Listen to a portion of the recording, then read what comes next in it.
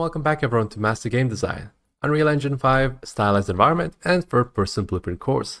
In the last lesson, we left ourselves off by talking a little bit of the overall design, and now we're going to fix a couple of issues.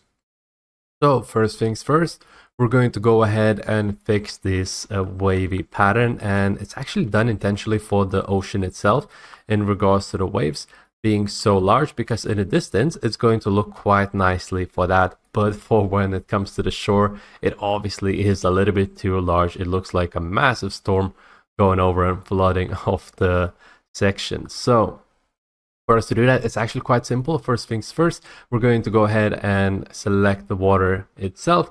Then we're going to go slightly downwards until we get to the wave tab over here. And then we're just going to basically use a wave attenuation, which will control the depth. By setting this down to something like a value of 0, you can see that this is going to give us this type of result. Oh, sorry about that.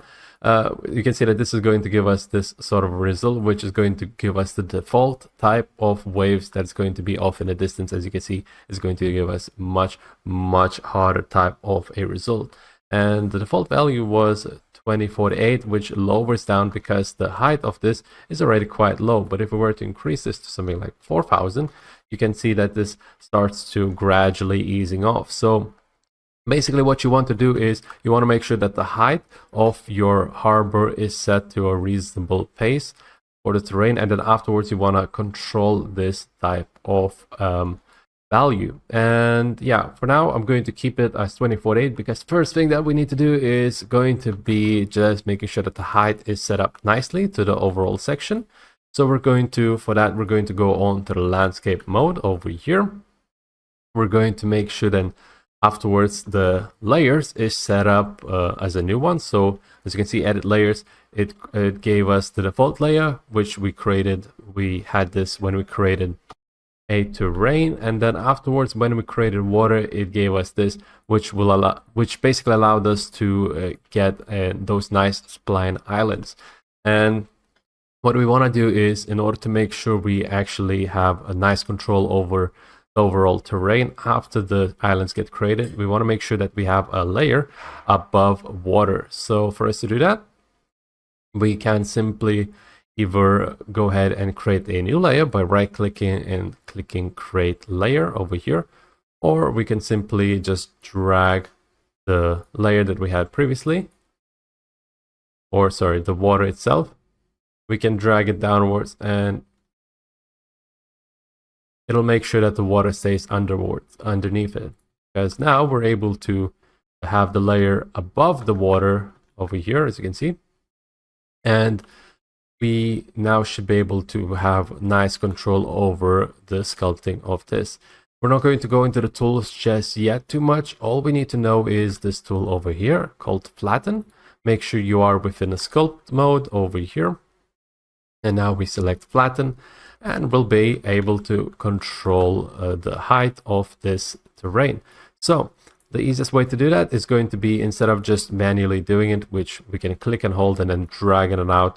As you can see, it basically grabs the center point of your height value, and whilst holding it, it'll just drag everything onto that same height value, like so. This is a little bit too much. We can click Ctrl and Z to undo it.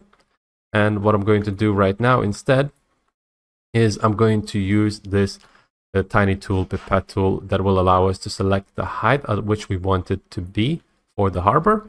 And we're going to make sure that this is ticked on. Then we're going to click on this pipette and we're going to select the height that's basically going to be in regards to the ships themselves. So this is the largest ship. We got to make sure it doesn't bump too much into the ground itself.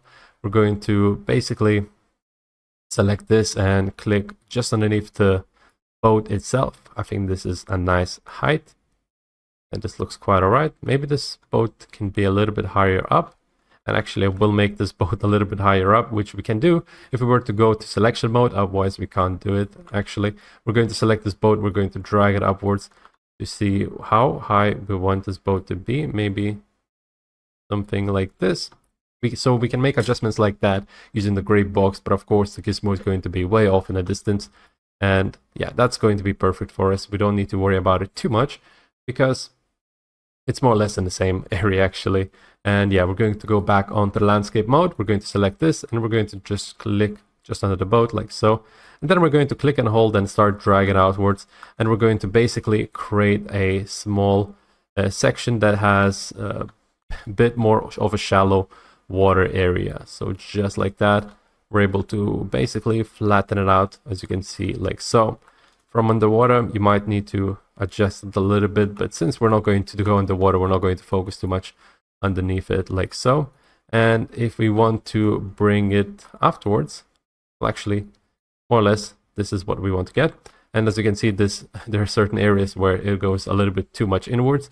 So what we need to do is just simply take off this flattened target and just grab it from the centerpiece and just kind of drag it out to the side. So that kind of motion basically from left to right, and just drag it outwards. We can also make the brush smaller using the brush size over here on the left hand side. So brush size will allow you to make it smaller. Brush fall off will allow you to have those nicer transitions. So you can see there are two circles in the scale that we're having. The second is going to be basically controlling the fall off and whatnot. So the less of this that we have for the fall off, the more of a harsher edge we're going to get. You never want to go to 0 with this, so we're just going to maybe lower this down and get a bit closer. And we also can lower the size, which we can do through this value over here, or alternatively, the shortcuts for it would be the square brackets open and close, which there we go. We got to make sure that we are within the viewport itself. So just right click on the viewport and then you can do it open and closing up like that.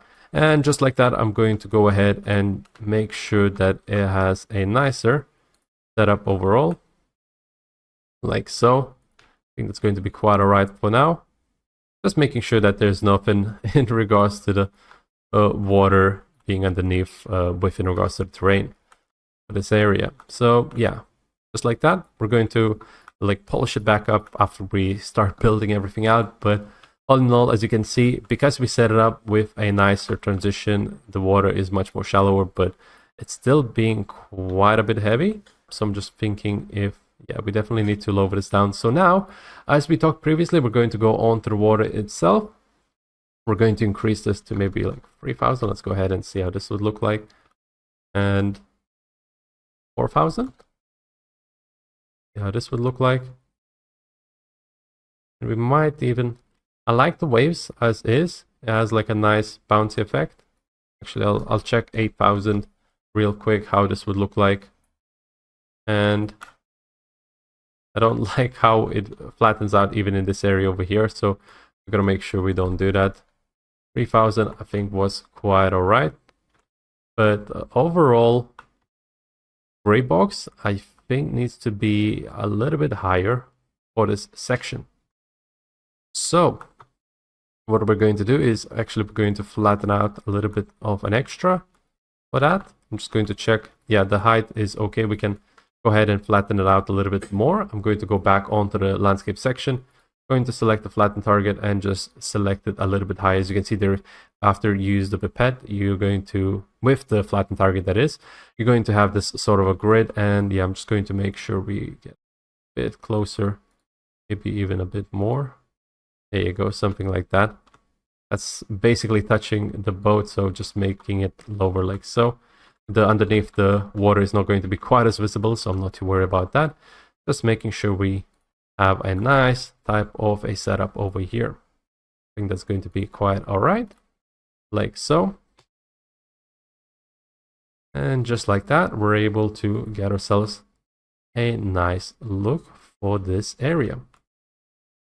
So let's go ahead and see how this looks like for the water. The water is still going over this section over here, which is what I'm a bit worried about. So what I'm going to do is I'm going to actually go to selection. I'm going to need to grab everything and take it upwards. But selecting piece by piece like this is going to be very bothersome. And we're going to learn actually in the next lesson how to grab everything and just bring it outwards, which is going to be much easier. So yeah, we're going to learn about that in the next lesson. Thank you so much for watching, and I'll be seeing you.